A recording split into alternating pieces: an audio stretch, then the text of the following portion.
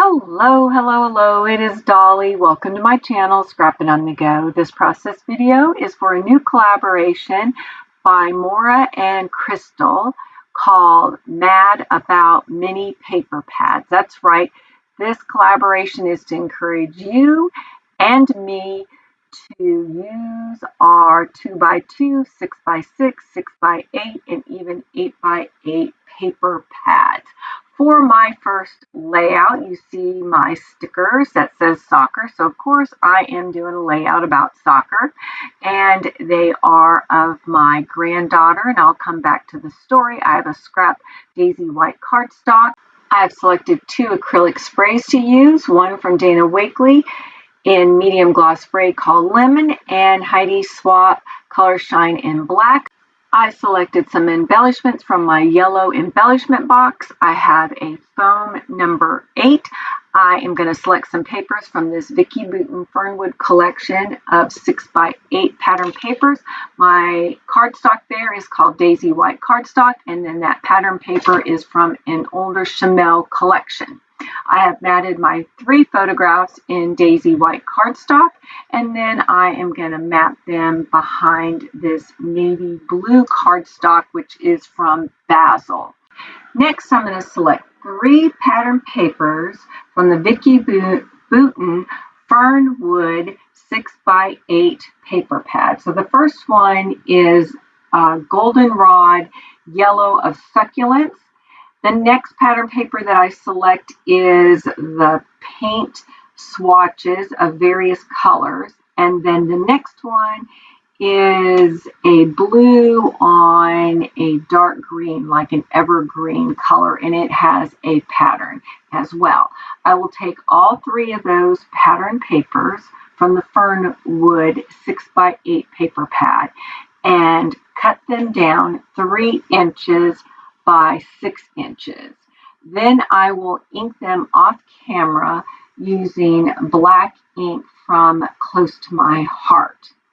Then you will see me put the evergreen with the blue pattern, it looks like flowers on it, butt it up against the goldenrod pattern paper of succulents, and then I'll put the paint swatch in between those 2 papers, on top of those 2 papers. That's what I'll do. And then I will place my block of photographs on top of that. Really love that design. And you can scrap lip this design. You could add more strips of paper to your 12x12 layout. You can make them thinner. I wouldn't really make them wider than 3 inches by 6 inches, or 8 inches, I'm sorry, it'd be 8 inches. But you can make them thinner if you want to have more color on your background.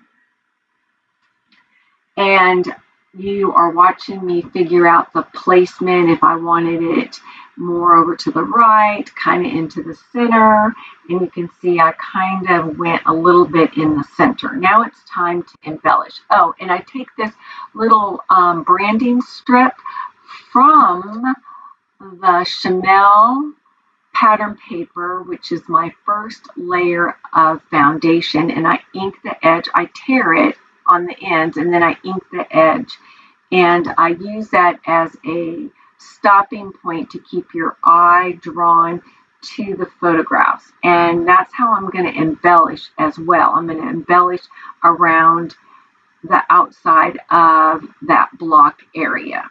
So here we're going to start to the left, and I know I want the foam number 8 and the hashtag because my granddaughter's number is number 8.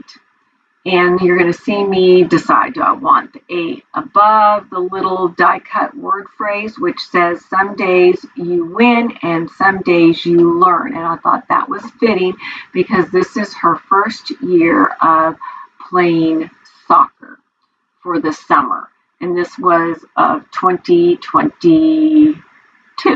Yes, 2022, summer of 2022, which of course I will journal that so I don't forget later on. So from the sticker sheet, I added, it's a dimensional sticker sheet. I added the word soccer, and you'll notice to the right that green at the top. I didn't add that because there really isn't any green on this layout. There's a little bit of a green tone in that one pattern paper of paint brush strokes. I said swatches earlier. Anyway, I'm done with the cluster over there in the upper left-hand corner. Now I'm going to work in the lower right-hand corner. And here's a tip. We always talk about the rule of three, a visual triangle. Well, when you are creating your clusters, be sure that you layer at least 3 items. It's just a great visual for your eye. It's very pleasing to your eye, and it just helps you travel from one cluster to another. So always have one cluster on your layout that you have 3 items that are touching each other. All right, just a little tip there. All right, so I'm trying to decide if I want to add another soccer ball using the sticker sheet, and I decided I didn't want to do that. And let's see, change out my sticker sheet here by the soccer, and it says crazy ball. That's kind of a weird phrase. And I do a little cluster above the photograph, and then I added that ticket that says sunshine over there to the lower right-hand corner, and then I added my brads, the 2 stars to the right, and then the word that says love. Off camera, my camera stopped working actually. I added my splatters, and then I'm going to add journaling lines over to the left, and I still have room to add more, but I just added a few to remind me that's the area I want to do the journaling on this layout. All right, my layout is complete, and be sure to go check out Maura and Crystal's video and all the other ladies that are playing along. We will post on the 3rd Saturday of every month showing you how we are using our 2x2, 6x6, 6x8s, and even 8x8 paper pads. And the close-ups are coming up now. And most of all, get out your photographs, get out your scrappy supplies, and document those memories in a fun, creative way, and do a little bit of journaling about the memory that you are documenting. Please be sure to give a thumbs up and keep coming back. Oh, and don't forget to hit the notification button. We'll see you next time. Bye.